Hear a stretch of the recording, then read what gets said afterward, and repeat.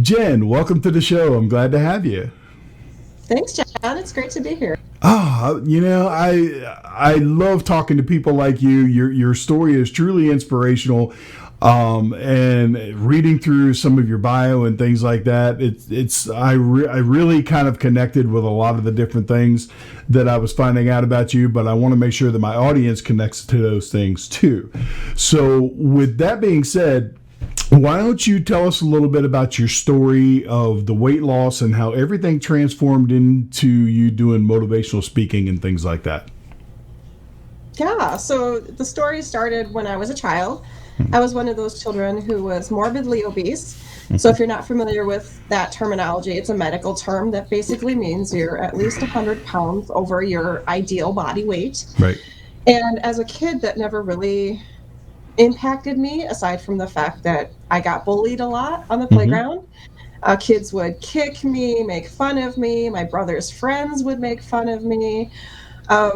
It was very hard for me to find clothing that fit. At the time, there was a section of the girls' clothing store called Pretty Plus, and it didn't really make me feel very pretty, but that was the only thing that fit. So, Right. aside from those challenges, I was a really happy kid, and I was a track star. I played volleyball. I biked all weekend, so I was very active as well. And so despite my doctor telling me year after year, you need to lose weight, you need to stop eating so much food, I didn't really pay attention to her, John, because, well, she was on oxygen herself and probably morbidly obese as an adult herself. So I didn't really feel like I needed to listen to Right. someone who herself had her own challenges. Hmm. And I told myself I was healthy. And I Right. was. I didn't have any complications. I was active. I was healthy. So I didn't really feel like I needed to change anything. Right. Yep. Yep. Yeah. Until, yeah, go ahead. No, it's you're exactly right. I mean, so many people are, they fall into that category. We deal with things now, and I'm sure you're going to be able to touch on this here in a bit. The whole body positive movement and people thinking that even though they're morbidly obese, they're healthy. It's. I get the whole fact that people that are morbidly obese don't need to be bullied and they don't need to be put down for it and things like that. But at the same time, it's not something that should be accepted as being healthy at all. I'm glad you brought that up, John, because I am 100% with you. I am 100% in agreement with that because I do have a body positive approach because I'm still obese, technically. Right. I'm off the charts. in terms I of am medical too. scales. I am too. Yep. So, like, I understand that you don't have to look or feel a certain size in order to be healthy. However, I agree with you that being morbidly obese certainly wasn't healthy for me, and that's why I decided to lose weight. It was when I was 20 years old, so I was in college, and I was a few months away from graduation. Everything in my life was going well. I was living on my own. I was supporting myself. I was doing really well in school. I've always been a really good student. But my grandmother was very ill, and she was my last surviving grandparent. She was a very Oh. big role model to me. Grandma Espinosa. She was 88 years old. She was a little firecracker of a woman. Her husband passed away before I was born of heart disease. Wow. So there were some heart things going on in my family tree, and I understood that. And she herself passed away from a heart attack Oh. just 2 months before I graduated college. And it hit me really hard because she was a role model to me. She had accomplished a lot in her life, and she was a real fun woman to be around. But more than that, I realized the way I was treating myself and the way I was eating was not something that I could do for the rest of my life and live a good life. Right. So to my way of thinking, she had a good life. She was very active. Everyone loved her. She sold the most raffle tickets at church. I mean, she was a great person. Nobody could say no to this woman. Right. And I said, well, if I keep eating as much as I'm eating right now, and I keep gaining weight every year, which is something I was doing, I was Right. gaining weight every year. And I said, well, I can't live to be 88 years old. I can't live to have children and be a role model for people. I can't sustain this for the rest of my life. Right. And I decided to take action. So this is the thing where I'm like, okay, I know I can do this. I've never tried to do it. So I'm not one of those people who's been dieting since I was 10, which is, I think, the average age most kids start their first diet. Yes. I had never dieted. So I was like, I don't know what to do, but I'm like, I can do this. So I started off with that belief system of, I can do this. I don't know how, but I'll figure it out. Right. Yeah. Yeah. That's cool. It's rather, to be quite honest, it's rather unusual that people at a younger age get into that. You said that most kids, I would say that most females have a tendency to start their first diet around 10. 10-year-old boys don't care how heavy they are. Especially nowadays, all they're worried about is eating junk food and playing video games, and maybe they're starting to get interested in girls. But the fact of the matter is, I mean, when you look at the rates of childhood obesity these days, it's absolutely insane. And because of the childhood obesity, you've actually had a situation where 30 years ago, type 2 diabetes didn't exist. 30 years ago, type 2 diabetes was actually called adult onset diabetes. And then what would happen was, as people got older and their lifestyles became more hectic and they became less active outside of their work and they became less concerned with what they were eating, they were picking up weight, and that would bring on this particular type of diabetes. Well, because the rates of childhood obesity have risen so much in the last 15, 20 years, now you have type 2 diabetes because kids are actually getting it as well. Yeah, and I see this a lot because my older daughter, she's a teenager. She has an endocrine situation. So we go to the endocrine office, and there are a lot of kids there who are turning in their what are those diabetes monitors called? Yes. The glucose monitors. Yeah, the glucose They're turning monitors. their monitors in. So there's a lot of kids who are dealing with that. And I'm very fortunate that I didn't have that as a kid. I certainly could have. Yeah.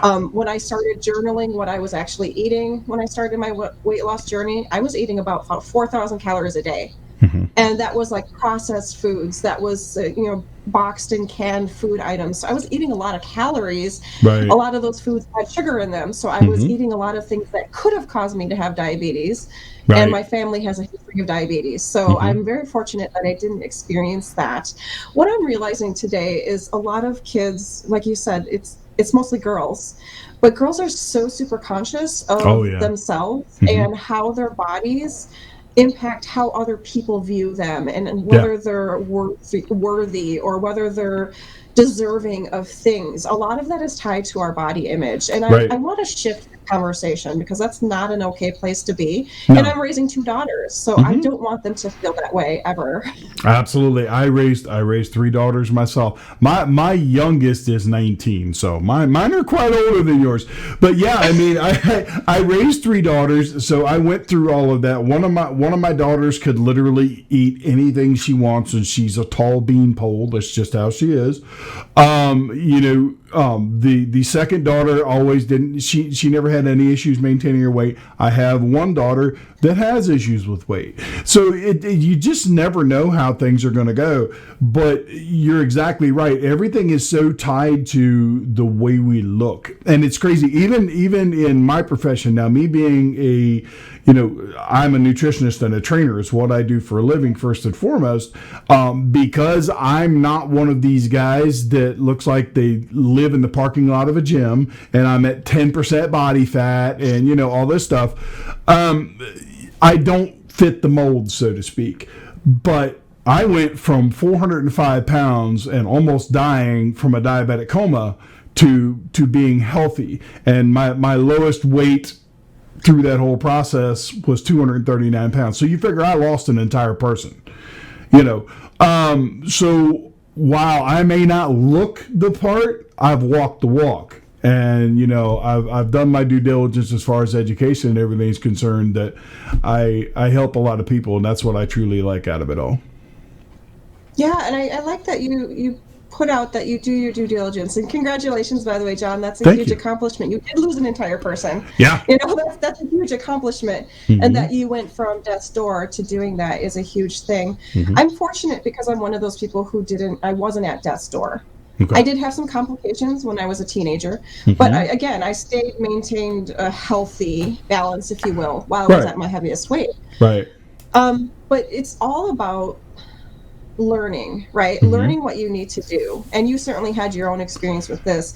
Yeah. For me, when I first started out to try to lose weight, there were some things that were non-negotiable for me. And by the way, my weight loss was 100 pounds. So Mm-hmm. not quite as much as 200, but Mm-hmm. it's still in the larger ranges. And a lot of people feel that that is something that they cannot accomplish. So Right. I do want to put it out there that you and I, John, are not unicorns. We're not the only ones who are out there in the world who are doing these kinds of things and finding new ways to grow ourselves. It's possible for everyone who's listening. But Absolutely.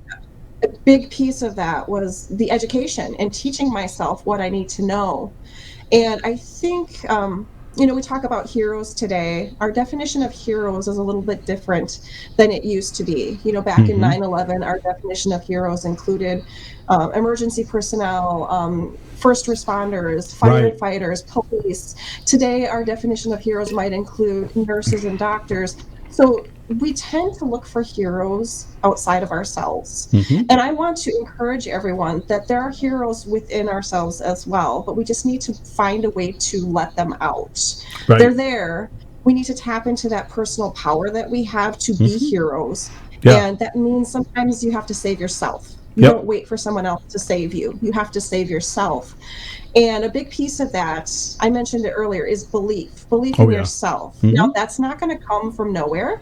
Sometimes it's through listening to things like the JAK'ed podcast. Right. Sometimes it comes from, believing that you're worth more than what you currently have in your life. And it's okay to have that belief system. Right. But another piece of that is the learning as well. So I Mm-hmm. had no idea what to do. I knew I needed to eat fewer calories because calories was the kind of conversation I was having with myself at that time. Sure. I knew how many calories I was eating, and I knew that I needed to reduce that. Right.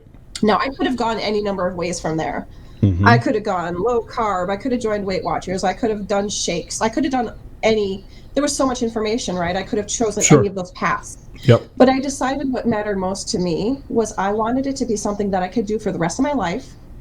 I wanted it to be something that I could do on my own without the support, without someone telling me what I need to do or what's good versus bad. I needed to determine what that like for me. Yep. So that was the learning for me. I needed to learn what I needed, what my body needed. Yep. And then change my habits so I could add more of those things, what I need, add more of those, and reduce these other things that I didn't need. So that was the education for me. Like, what does my body actually need? And it has nothing to do with what other people think it needs. Right. That's that is so powerful what you just said.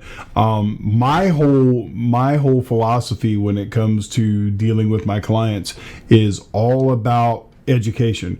I say this all the time, and I tell every client that I talk to, I don't want to work with you for more than a year.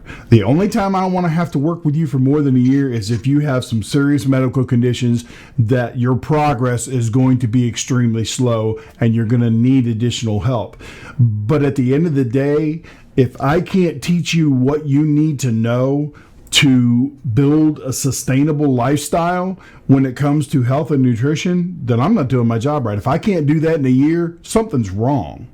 And in more cases than not, I would say that there's something wrong with me. I'm not doing something right, which is why I spend a lot of time getting to know my clients, getting to know their thought processes, getting to know limiting factors and beliefs and things like that. What is it that triggers you to binge eat? Is it a bad day at work? Is it waking up in the morning and looking at the mirror because you have this horrible body image about yourself? What is it that causes you to have the disordered eating habits? Let's identify those, find ways to cope with them, and then give you some education on proper nutrition. And that approach seems to really work. And that's what I wound up doing for myself. It took a long time because I didn't have anybody to teach me. So I've started to look for all these resources. And, back in 2007, when this was all happening for me, the internet was out there and there was stuff there, but trying to weed through all the bullshit and what was good and what was bad. Yeah, it's crazy. And it's even worse now because there's more stuff out there, but now you have things like PubMed and Google Scholar where you can actually go and you can read published studies that will kind of help you make sense of that stuff a little bit, because you can say, you've got one school of thought here saying this, you got another school of thought here saying this. Then you go and you look at the research and it clarifies things for you. And I think that more people need to take advantage of those resources, either on their own or by working with a professional, working with a nutritionist or a dietitian or somebody that's going to teach you what food does. Because at the end of the day, most of the time people have weight problems because they don't associate what food does in the body. They don't know what eating excess carbohydrates does in the body. They don't know what not eating enough protein will do to the body. All these different things. It's like, I had a guy asking me the other day, he's like, I've been trying to grow a beard like yours forever, and I can't get but an inch or two of growth, and then it just stops growing. And I was like, what's your diet like? He's like, what do you mean, what's my diet like? I was like, man, you've got to realize your hair is made up of protein. So if you're not getting adequate protein in your diet, your hair's not going to grow. He's like, I never thought about it like that. So, but now let me ask you, because I noticed in your bio that you're actually a member of the National Weight Control Registry. Why don't you explain to our audience what that's all about? Sure. I joined the National Weight Control Registry, which is a registry of people who have lost a minimum of 30 pounds and have maintained that weight loss for a year. But most of us who are on the registry have lost more than 30 pounds and have been maintaining it for 5 years plus. Wow. So I joined it for accountability, because when I lost 100 pounds, it took me a year, and I did it on my own. So Right. I didn't check in with anyone. I didn't tell anyone. I didn't tell my family. I don't live with my family. I didn't at the time. I didn't tell them what I was doing. So, and I think that was important for my own personal growth and my success rate, because if I had told people, I'm going to do this, there's a different sort of expectation there, and I didn't want that pressure. So, but the Weight Control Registry sends us surveys every year, and it asks us about our habits. Everything from, what do we eat for breakfast, to what does our exercise look like, to how many meals per day do we eat. And occasionally they'll send us optional surveys. And one of those optional surveys was on body image, one was on sleep habits. So this is a research registry, and it takes this information from these people who have successfully maintained their weight loss, and it conglomerates it and does meta-analysis on it. So I'm a big fan of data and analysis and making sure everything makes sense. So it's helpful for me to learn, what are most of us who are successfully maintaining the weight? What is it we're doing? What is the common denominator for that? Because like you said, John, there's so much misinformation out there. I call it infobesity, because there's an obesity of information, and a lot of it is contradictory. So I like to go back to research. I like to go back to, what is it that people are doing who are successful? So those are the great success tools to be educated by. And it's interesting because, intermittent fasting is kind of a big deal these days. And the registry people, there's at least 3,000 of us, probably more than that. But we eat breakfast every day. Up to 80% of us still eat breakfast every day, and we're maintaining our weight loss. So if maintaining weight loss is important to you, then that might be something worth considering. Like if you don't like eating breakfast, maybe you're into intermittent fasting. But if you do like eating breakfast, just know that it might be one of those common denominators of people who are able to maintain their weight loss over time. So if that's a goal of yours, is to maintain it over time, then that might be compelling for you to know that. It's important as well to know that the information out there is great, but the more you consume that information, the less clear you're going to be on what you actually need to do. So I actually like to tell my clients to kind of step back. You don't need to look at all this information and the latest research. What you need to do is get back to yourself. What is it you're doing right now? Where do you want to get to? Then that's where we build the strategy and the plan around, because that's the only thing that matters. Your neighbor, your mom, your sister, they all have opinions. And some of the opinions are valid and some of them apply to you, but most of them don't. So start with yourself. Exactly. And I want to go back before I forget and touch on something that you were talking about. here a few minutes ago, and that was about the whole superpower thing. You know, you were talking about superheroes and things of that nature. People need to realize that not in the Marvel universe aspect or whatever, but we all have our superpower. We all have those things that make us unique and super human in one way or another. Like I have been told, and I don't know this to be truth, but I've been told that I have an innate ability to be able to relate to people in many situations. I know I can get along with people in a lot of situations, so I don't know if that's what they're talking about, but apparently that seems to be my superpower, and that's okay. I'll take that all day long. That's an awesome superpower. Yeah, because for me, my goal, you know, before my last day, I want to literally, if I don't wipe out obesity and type 2 diabetes, I want to beat the daylights out of it. I want to beat it into people's heads that type 2 diabetes and obesity are some of the biggest killers that are out there. They are much more of a pandemic than COVID-19 ever thought of being, and they're both 100% preventable. Plain and simple, you know, and that is something that people can't grasp. People, and I don't know if you ever felt like this, Jen, to be quite honest, but you know, when I was 400 pounds, I didn't look at myself, and I didn't have any kind of negative body image or anything like that. I still got up every morning. I still worked 60 hours a week. I played with my kids and all these different things. It wasn't until I had near-death moment hit me upside the head like a brick that it came into focus for me. But people get wrapped up in how they look. It doesn't. You can look like a supermodel, but if you only live to be 40, what kind of life is that? You know? Yeah.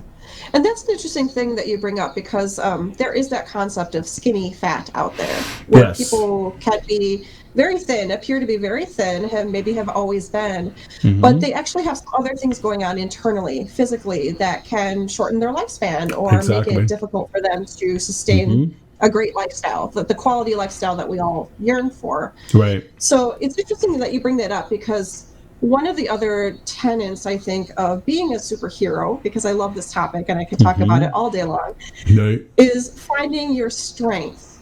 And I'm going to bring this to the physical sense, because strength is so important physically, because it doesn't just manifest itself on the outside of your body. It also comes and fuels you internally. And especially as a woman who's over 35, strength training and weightlifting is so critically important. Not because you want to have rippling biceps or washboard abs or anything like that. I mean, that's certainly possible. But if you don't crave that, that's fine. But building your muscles is going to be a practice that is going to fuel you for the rest of your life. And a lot of women especially neglect this piece of their exercise. Maybe they say, I'm going to go run. I'm going to do some cardio. I'm going to get out of breath, which is fine. That's one important component of fitness. But it wasn't until I discovered strength training and doing it heavy strength training, that I really experienced a change and a shift in my body, like how I felt, how I looked, how I fit into my clothing. And most importantly, I mentioned women over 35. If you're a woman over 35, you lose bone density as you age. Every year, you're losing more bone density. No, it doesn't matter if you're drinking all the calcium, you're eating all your greens, you will still lose bone density. So for me, that was really important. If you lift weights, you can actually help prevent the spread of osteoporosis. A lot of women who are older experience, challenges from osteoporosis and brittle bones. If you lift weights, not only will your body shape itself into a very pleasing look, I mean, you'll feel great. Things will be perkier than they used to be. You'll feel more strength. You'll be able to lift things that you couldn't lift before, but also you're going to help yourself internally. You're going to heal your body from the inside just by incorporating a little bit of strength training. 1 or 2 times a week. Lift heavy if you can. Not all of us have access to a home gym. Right. And with the gyms being closed, maybe you don't have access to that. But you can still get a really good workout through body weight training, especially if you're overweight. That's extra weight that you have to push against, and that will help fuel your muscles. Exactly. I say this I have had several female clients, throughout the years that I've worked with, and they're like, well, I don't really want to lift weights because I don't want to get muscles. I don't want to be all bulky and stuff like that. Most women, you need to realize that if you see women out there, like when you look at female bodybuilders, girls that are competing in like the physique category and open bodybuilding and stuff like that, these women take steroids. They take steroids and, they take testosterone because at the end of the day, one of the main hormones that anybody needs, male or female, to build muscle on a grand scale like that is testosterone. Women just don't have that, so they don't have to worry about picking up weights and working out. And like you're saying, even lifting heavy, you don't have to worry about building that bulky muscular frame that most women, they look at and they're like, oh, that's a freak. That's not attractive. You don't have to worry about that. Here's what got me into lifting weights. When I was going through my journey and I was looking for ways to control my blood sugar, I read several articles that said the more lean muscle tissue you have, the better your body is at metabolizing glucose and all of the nutrients that you take in your body. So that flipped a switch for me because I was always a big guy and I was always strong anyway. But I was like, okay, well, I know I could lift weights. I think at this point in time, I was 44 and I hadn't been in a gym since I was 16. But I was like, you know what? But I've done this. I used to lift heavy weight when I was in gym. I was in wrestling and all these other things. So I joined the gym and started lifting weights again. And it was amazing, the transformation from that started in 2013. In 2015, when I went to the doctor and they said, you know what, your A1C is like somebody who's never been diabetic. You're off all diabetic medicine. We're not going to have you on cholesterol medicine anymore, because I didn't have high cholesterol, but the doctors put me on it as a precaution. It's something that they do. Same thing with blood pressure. Most blood pressure medicine is an ACE inhibitor, and they put diabetics on that to protect their kidneys from the harsh effects of diabetic medicine. So all these medicines that I was on, I got to that point and it was like, yeah, you don't need any of that stuff anymore. And it was simply from changing my diet and getting in the gym and lifting weights. So for any woman out there, I totally agree with Jen. Don't be afraid to pick up the weights because they're actually beneficial for you, for your body and for your health in more ways than I can even describe.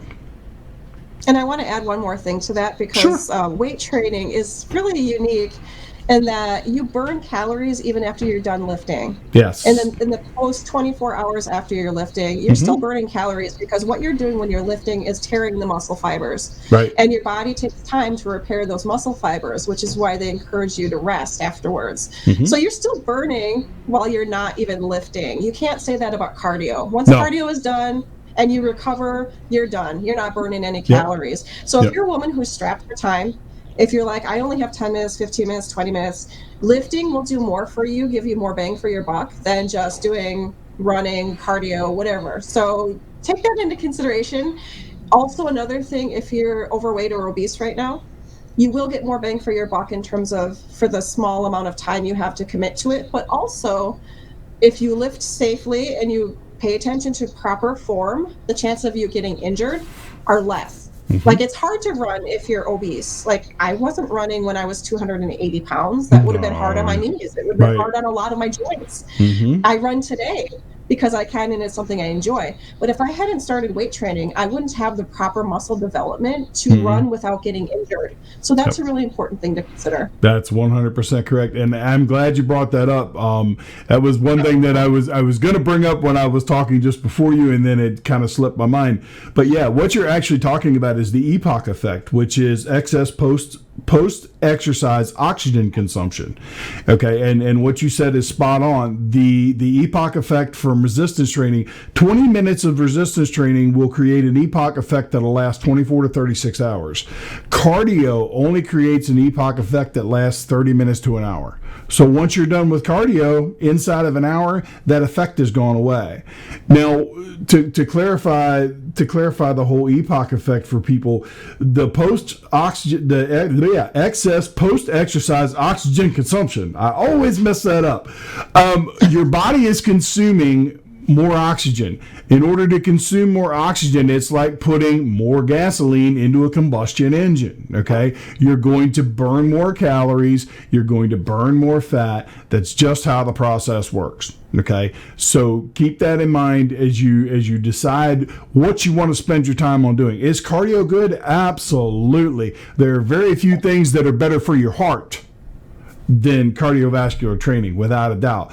But you don't want to solely rely on that for your weight loss. And I'll add one further caveat to that is when it comes to weight loss and a healthy lifestyle, 80% of it is in the kitchen. It is nutrition. You cannot outrun a bad diet. You cannot lift a bad diet. It is absolutely impossible. You've got to make sure your nutrition's on point.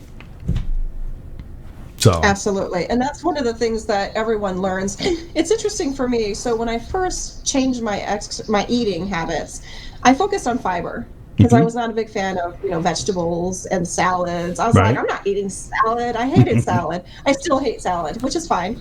And I don't eat a lot of raw veggies. So in the beginning, I focused on fiber through nuts, legumes, whole grains, things I liked eating already. That's what can I add more of? I can add more of those things because they're tasty. But now I focus more on macros, which is protein, fat, and carbs. Yes. And I get a balance of all of those three things every time I eat. Now, at one point in my life, I was eating 5 times a day. That doesn't work for me right now. So that's the always be learning piece of it. Like, yes, your diet will change, and it should change as you age because the needs of your body are different as you age.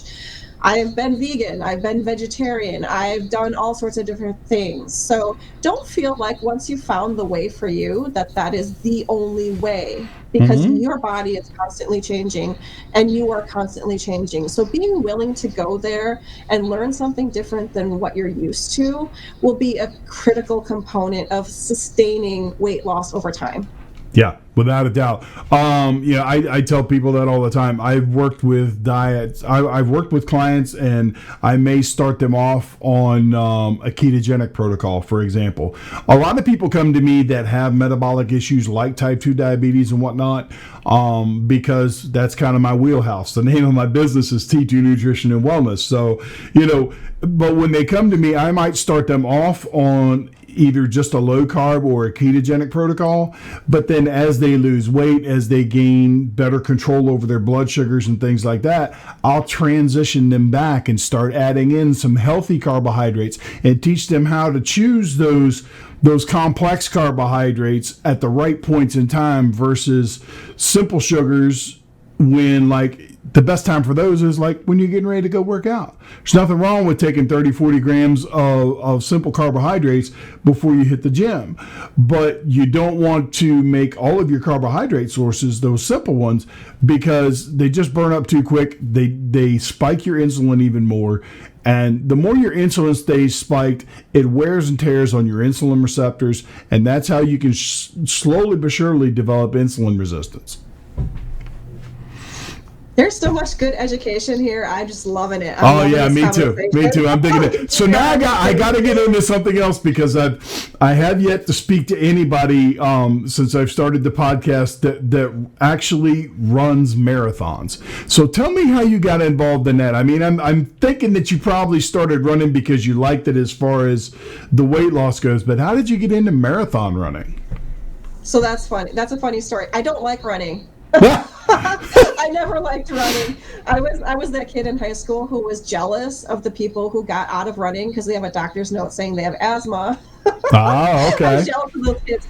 I dreaded running as a high schooler. I didn't start running until a few years ago. So I had already lost my weight. I've been maintaining my 100-pound weight loss since I was 20, and I'm now in my 40s. So it's been 20 years for me. And running was not something I ever wanted to do until a couple of years ago. So this fitness group I work out with, it's called Fit for Mom. It's a national franchise in the United States. They have, HIIT focused workouts, so high intensity interval training, which is HIIT. But they also offer a run club. And I was intrigued by the run club because I'm like, well, I'm at a weight where it'd be more comfortable for me to run. It would be a physical challenge for me. One of the things that has been consistent in my life is I need to physically challenge myself. Right. That is what inspires me and motivates me. So I'm like, well, I'm not feeling challenged by these workouts anymore. And I'm consistent with my exercise. Has never been a challenge for me. But I really want to put myself to a different level. Right. So when this run club came up, they said, oh yeah, you can train for a 5K, you can train for a half marathon or a marathon. Right. And at the time I was running 0 miles. So I was like exercising, but not running at all. Right. And within 24 hours, I was signed up and I registered for the half marathon. So half marathon, 13.1 miles. And I was terrified, John. I was like, what on earth am I doing? Yeah. What is going on here? Running is not easy for me. It still isn't easy for me. Right. But I needed to do that. I needed to push myself because for me, when I push myself physically, then mentally I get to a whole different brain space, and I needed that. That was the year I needed that. Yeah. It was also the year I was going to turn 40 years old, and that would be my milestone. That was my milestone for turning 40. I'm like, I'm going to run a marathon. Okay. And training was hard. I'm not going to lie. My longest training run was 8.5 miles, and that was not nearly long enough for me to be ready for the 13.1 miles. Right. At the actual marathon, it was freezing cold, and I was the last one to cross the finish line. I mean, I'm a success story because I finished. Right. But I finished after the whole race was closed down. People were putting their stuff away. They didn't even have a medal for me. If my family hadn't been waiting at the finish line for me, I wouldn't have even gotten the medal because the race had closed down. So I was past their race closing time. But I walked across that finish line. I think I even jogged a little. I thought I was injured. I was in so much pain. I think it was the most painful thing I've ever done in my life. But it was really important to me because at mile 10 was when I hit a severe roadblock. Like I was done. I was tapped out. I was exhausted. And I had to coach myself through those last 3 miles. Right. And that coaching was, am I injured? Like, can I do this? Do I need to call for help? Do I have someone rescue me? And I said, no, girl, you've done this. You've run 150 miles in your training. You can do this. You are a marathon runner. So I had to coach myself through this process. It's not an easy thing to do. I was all alone. I was very cold. I thought I was injured. I wasn't injured, by the way. My body is amazing. It can keep up with me no matter what I do. Yeah. But it was a tough thing. And what I learned is it's possible for you to coach yourself. Like, I know that you do coaching, John. I have done coaching in the past. Coaching another person is an entirely different ballpark from coaching yourself. Absolutely. Because you have to tap into those reserves, you have to tap into the potential, and you have to tap into who you are meant to be. And I was meant to be a marathon runner, so I had to coach myself to get to that finish line. And it was one of the best things I've ever done. That's amazing. That's amazing. It's like my wife is she was active duty in the Army for 8 years, and one of the things that she did that she truly loved, and it was the most grueling thing that she put herself through in that entire 8 years, was she did this thing called a death march. And what it is, it's like it was a death baton march or something like that, but it was a marathon, but it wasn't a flat marathon. It was like hiking over all kinds of terrain, same mileage, 26 point something miles, and you did this with an 80-pound rucksack on your back. Oh my goodness. Yeah, and she told me stories about how her feet were just busted open and bleeding and everything else. And at the end of the day, because she was able to make it through that, she's often speaks of that as one of her, one of the favorite moments of her life, one of the most favorite things that she did while she was in the military, and she would love to do it again. And I'm thinking to myself, Yeah, no, I don't think so. It's like we've talked about going to the Grand Canyon, and I'm like, okay. Well, she says, well, yeah. She said we could just start up at the top of the Grand Canyon, and we can hike down there, and then we can camp at the bottom, and then we can hike back out. Now, mind you, my wife is 13 years younger than me, and I've had some knee issues. I had a full knee replacement last year, and everything else. So I'm like, okay, well, here's what we'll do. We'll go to the Grand Canyon. You can hike down if you want. I'll hop on a donkey and I'll slap him on the backside and I'll ride down to the bottom. I'll have the tent all set up when you get there and we can camp out, and then I'll ride the donkey back up and you can hike. That's great. I can do that. But yeah, I can't see me hiking down there whatsoever.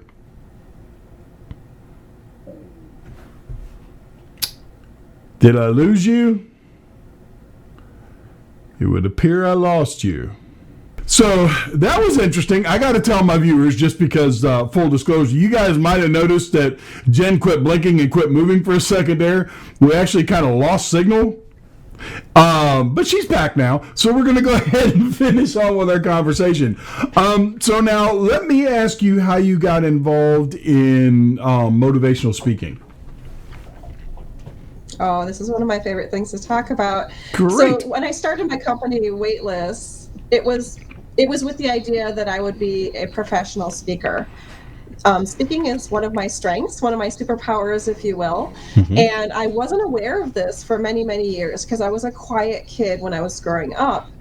But when I worked in the corporate world, one of the professional development opportunities we had was to join Toastmasters. So okay. Toastmasters is an international public speaking organization. And I had been involved for several years with Toastmasters.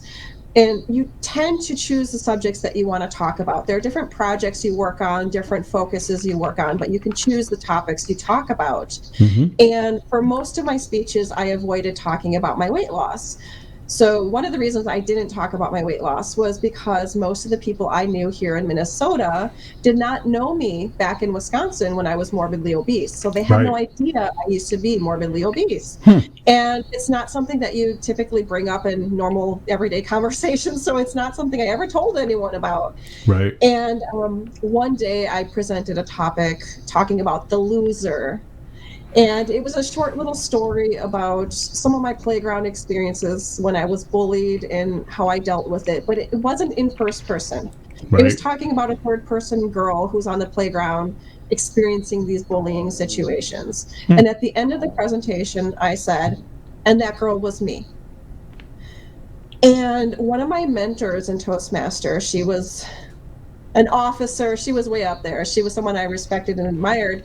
She came up to me after that presentation and she said, I really want to embrace better habits for myself. I want to lose weight. You have really inspired me. Right. And that was the beginning of a light bulb moment for me. I'm like, oh, it doesn't just matter to me. Like my weight loss was very personal for me. But when I started sharing it with other people, it became less about me and more about other people and changes that they might want to make in their life. And that inspired me to serve others. So we're talking about superheroes, right? Like, what does a superhero do? They focus on ways to serve their community. And the way I saw it, who cares if I lost 100 pounds? Like, other than me and my family, whatever, who cares, really? I mean, it's just a personal success story, right? And I didn't think it was a big deal. I really didn't. It took me 3 years before I started talking about it to anyone. And when I started talking about it and realized there was a ripple effect about this, like it was inspiring people, it was motivating people, it was encouraging people to dream bigger for themselves, then I thought it would be a waste of my superpower to not inspire people, to not serve my community in this way by sharing with them that there is hope, that they can make changes happen, and that these changes don't have to be extreme things that only superheroes can do. I mean, all of us are superheroes, but it's not something that's unique to just one particular type of person. Every single one of us has the ability to do this, and I wanted to share that message. Yeah, that's awesome. You know, one of the things that I love about what I do is when I really, something I say or something I do or my story or whatever touches somebody and spurs action. Okay, I'll give you a prime example. Now, I'm the resident coach in a big Facebook group called the Dad Bod Transformation Group. Right now, we're at about 31,000 members. And there was one member in particular, I saw several posts where he was really, really struggling with his health. He was up to like almost 600 pounds. He was having, he was struggling to walk and all these different things. And periodically, usually at least once a week, sometimes more, I'll actually go live in the Facebook group and, talk with the guys, kind of have a little Q&A session so that way they can ask me any advice and whatnot about nutrition or workouts, whatever. And I had a brief interaction with this guy on a live video, and he asked me a question. I can't remember exactly what the question. It was something along the lines of, how do you find a place to start when it doesn't look like there's any place to start, when it looks like there's nothing you can do to improve your situation? And I related a story to him. It was actually a quote, and I'm not sure who the quote was from, but I told him, I said, look, if you don't do anything but get up out of your recliner, walk outside, walk around your house, come back inside and sit in your recliner, you literally lapped everybody that's still sitting on their ass not doing anything. Plain and simple. And that something that I said about that sparked something in him. 2 days later, he's posting a video in that Facebook group where he had gone and joined a gym, and there's a video of him walking on a treadmill with an oxygen tank propped up on the top of the treadmill at 600 pounds. And he's like, I can do this. And that was almost 2 years ago, and he's still going strong. He's lost over 150 pounds. Those are the types of things that just absolutely feed my soul. If every time I turn this camera on and do a podcast episode or go live on Facebook or, put a video on YouTube, if I can help one person, that means everything in the world to me, because I had nobody to help me. When I was going through everything I was going through, I had nobody. I had a doctor that was like an idiot. The first doctor I went to see after I was actually in a diabetic coma, he looks at me and he says, looks at all my information, and he's about 5 foot tall and 5 foot around, a smoker's cough. He was definitely not healthy at all. And he looks at me, he says, you'll be dead in 5 years. And he walked out of the room. What a horrible doctor. Yeah, exactly. So I related to what you were talking about, the whole doctor situation there. But it's stuff. Doctors are supposed to help you. Doctors are supposed to give you advice and direction and all these things, and it doesn't always work out that way. So we as a society, for those of us who have walked the walk and been where people need, been at the worst and been where, have gotten to where people want to be, I feel, we're talking about superheroes through this whole thing. Just like Spider-Man, with great power comes great responsibility. I feel it's my responsibility to share my story with as many people that will sit there and listen to me, because it may help them. They may think I'm full of crap. I really don't care. But at the end of the day, if I know that if I'm putting myself out there and turning this camera on and sharing my story and, posting infographics and all these other things that I do, I'm doing my part.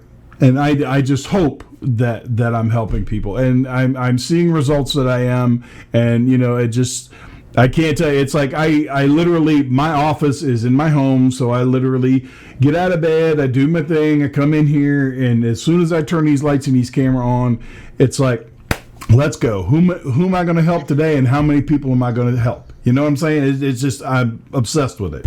It's crazy. It's a beautiful thing. It is. It truly is an honor and a privilege to be able to connect with people, like you said, John, to just whatever method that looks like, whether that's a one-on-one conversation with someone or that's going live on a video where you don't know who's watching you, you don't know how your words are hitting people, but they are making an effect.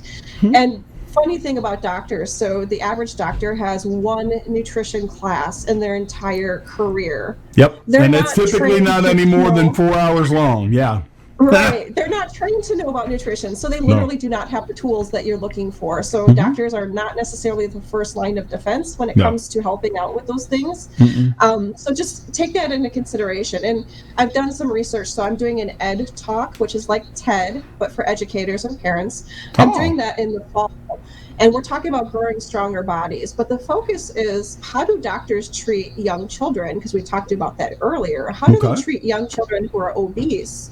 And there's a lot of bias. There's a lot of implicit bias. Like a doctor, if they're not obese themselves, which can happen, or they're not smokers, which a lot of doctors are, they might not be able to relate to their patients, especially their children patients, if they're pediatricians, who are obese. And they might be using language that is inflammatory, that doesn't help the children, and they don't have the basics in nutrition for the most part that would be helpful to an obese child.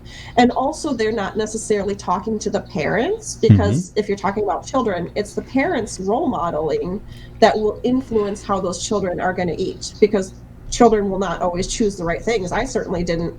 And it's the parents that need to be talked to from the doctors. So there's some interesting things going on behind the scenes there. But I would take anything the medical community says with a small grain of salt, because they may not necessarily have the right information. That's helpful. Exactly. You know, and to be quite honest, I won't say a small grain of salt. I'll say a big grain of salt. You know, I can reference people like Dr. Ansel Keys, who back in the 60s actually was behind the movement that villainized saturated fat for 40 years. And now we're realizing that there are so many issues like celiac disease and all these things have come about because we obliterated saturated fat from our diet because we were told that it was a killer. It wasn't any good for us. And we started eating more grains, and a lot of the grains we were eating weren't always the healthiest, and that's how celiac disease and things of that nature have all come to light. The fact of the matter is, doctors are human too. Now, am I going to sit here and say that doctors have malicious intent, and you know that they purposely withhold information, or they skew a study or something like that for financial gain or another situation like that? Is the possibility there? Sure, but I don't know that to be fact, so I can't speak on it. But what I can say is, the research is there. For 40 years, we were told that saturated fat was evil and that we needed to stay away from it. And nobody stopped to think that our cell membranes are made up of saturated fat. And our body doesn't make saturated fat. So if we're not eating it, what happens to the integrity of our cell membranes? I mean, let's stop and think about that for a minute. That's like taking concrete is typically made of sand, stone, couple other things. Okay, if you take stone out of the equation of cement, what happens? You know what I'm saying? You have to try to break it down and relate it to people in a way that they can understand. And you know, when you listen to all the medical jargon and things like that, it goes over most people's heads. It's really, really simple. Make sure, if you're as far as nutrition is concerned, make sure you get enough protein, enough fats, and the right amount of carbohydrates. I say the right amount because too many carbohydrates aren't evil, but if you eat too much, it turns to fat. Plain and simple. So, you know, that's what your body does with excess sugar. It turns it to fat. So, you know, make sure that you're getting the right amount of micronutrients and move. Get some exercise. You do those two things, you'll be healthy and you won't have anything to worry about. Yeah, I totally agree. It's interesting to talk about doctors. Yeah, doctors are wonderful people, and what they're trained to do is diagnose and treat. Right. And obesity, even though it's technically considered a disease now, it's not really something you can diagnose and treat in a 15-minute appointment. So I'm not trying to come out here and say that I'm more educated or important or knowledgeable than a doctor. Not at all. I am not. Right. I'm not pretending to be a doctor. I don't play one on TV, none of that stuff.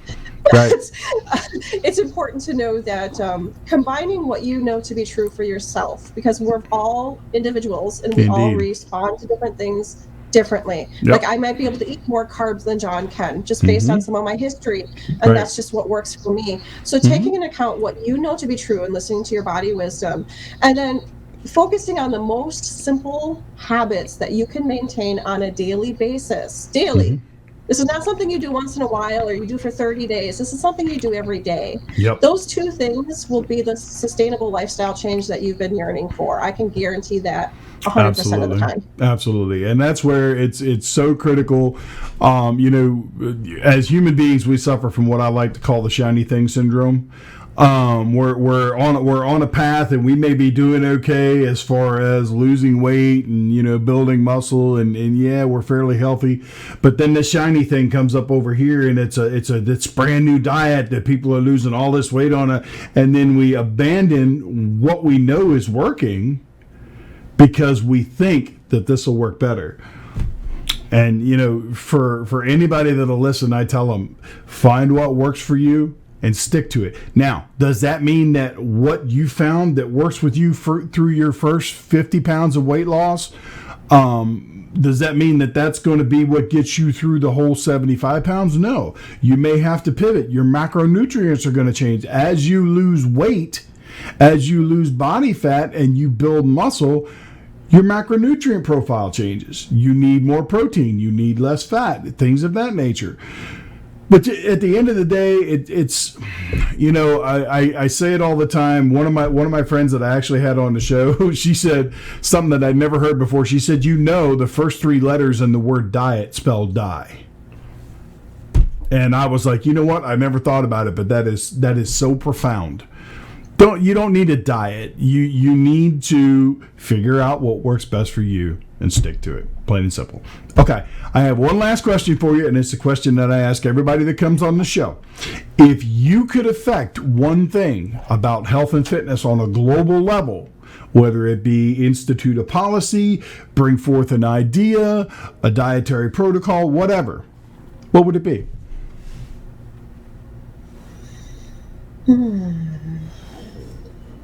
I would say it's an idea, and in some ways it's revolutionary. I would say your weight is not your worth. As someone who has never been my ideal body weight, I can honestly say that I'm a happy and healthy individual. And people who are hard on themselves for what their physical representation is, just understand that this is the vehicle in which you're moving in this world, and what you have inside of you needs to come out. So whether that means that you make changes to your physical appearance, that's fine, but you don't need to compete with someone else. You don't need permission to be who you feel yourself to be on the inside. Your weight has nothing to do with your worth. It never did. And these messages that are telling you that it does are BS and lies. So whatever you need to do to get strong enough in your own belief system that you do not believe. Like if you can look in the mirror and say, I am wonderful, I am beautiful, I am healthy, whatever you need to do to get to that place is going to be the best thing you ever did for yourself, because you need to love yourself before you can make positive changes stick, and before other people can truly love you for the beautiful, amazing person you actually are. That's powerful. That's crazy powerful. It's like so often and we talked about it several different times, touched on it through this episode, talking about how people view themselves and things like that. There's absolutely nothing wrong with saying, you're 75 pounds overweight. There's absolutely nothing wrong with looking at yourself in the mirror and saying that you're beautiful. There's nothing wrong with that, because beauty is just as much on the inside as it is on the outside. Okay. Where you have to draw the line is you see these people that post that have YouTube channels that have 500,000 subscribers, and they're 200 pounds overweight, and they're trying to convince people they're healthy. I'm sorry. You cannot. There is one thing that is scientifically true, and you can't escape it. Visceral fat is very, very unhealthy for you. It puts pressure on your internal organs, okay, which basically limits the lifespan of them. So at some point in time, you're going to have issues. Now, that's not saying that someone who's 20 or 30 pounds overweight necessarily has that same worry, because everybody carries their weight differently. One of my best friends was never more than 10% body fat in his entire life, and he died at 52 from a massive heart attack. Oh my goodness. And no reason why, no family history of it, whatever. It just happened. So at the end of the day, while health cannot be determined by weight, because the whole, like, for example, the whole BMI scale is actually crap because it doesn't take into account people's muscle mass and bone density and things like that. You need to realize that what is healthy is different for each individual, but you've got to do what's best for you. It doesn't, and it's all about you, what's best for your body image and you know, your mindset and what's best for your health. All these different things, you've got to do what's best for you. Without a doubt. And I would add to that one small note. You can perfectly accept yourself for who you are today. You can love yourself and accept who you are today and still make positive, healthy lifestyle changes. Like, Absolutely. Those two are not contradictions at all. So you don't have to be like hating yourself before you decide to make a change. Like, you can certainly make a change regardless of what you feel about yourself today. You don't have to connect those two things. You don't have to hate yourself to make things happen. You can still grow and evolve, even though you love yourself today. I'm an example of that. There are plenty of other people who are examples of that. You can still love yourself and still make positive changes. So remember that. Like, you don't have to start from a place of rock bottom and hate and no, that's not true at all. You are an important person. You have important things to do in this life, and you can do them starting today. That's amazing. That's amazing. Jenn, thank you so much for coming on the show. You know, I knew after reading through some of your stuff and visiting your website and stuff like that, I knew this was going to be an amazing episode, and it surely didn't disappoint. So before we go, real quick, I'm going to put it in the show notes, but I'd like you to let everybody know where they can find you on social media, your website, stuff like that. Sure. Yeah, my website is, my digital home is weightlesschronicles.com, not weight loss, weightlesschronicles.com. Okay. And I have lots of free resources, like I briefly mentioned about believing in yourself. I actually have a 5-day free e-course called 5 Days to Body Bliss, because I want you to feel blissful in your body today, not tomorrow. So that course is there on my website. You can find that there, weightlesschronicles.com. Also, you can follow me on social media. You'll see all my various handles when you get to my website. That's amazing. That's awesome. All right, dear. Well, just hang in there. I'm going to switch over and finish out the video real quick, and then I'm going to come back. We'll have some final words. Wonderful. Thank you. Okay, guys, there is absolutely no way that you did not get value out of this video. So please do me a favor, subscribe to the channel, make sure you hit the bell so that way you get notified when new episodes of the podcast hit, because as you can see, I'm working really hard to bring on some super, super inspirational guests, just like Jenn here today. So until I see you again, you guys know my motto, playtime's over, it's time to get to work.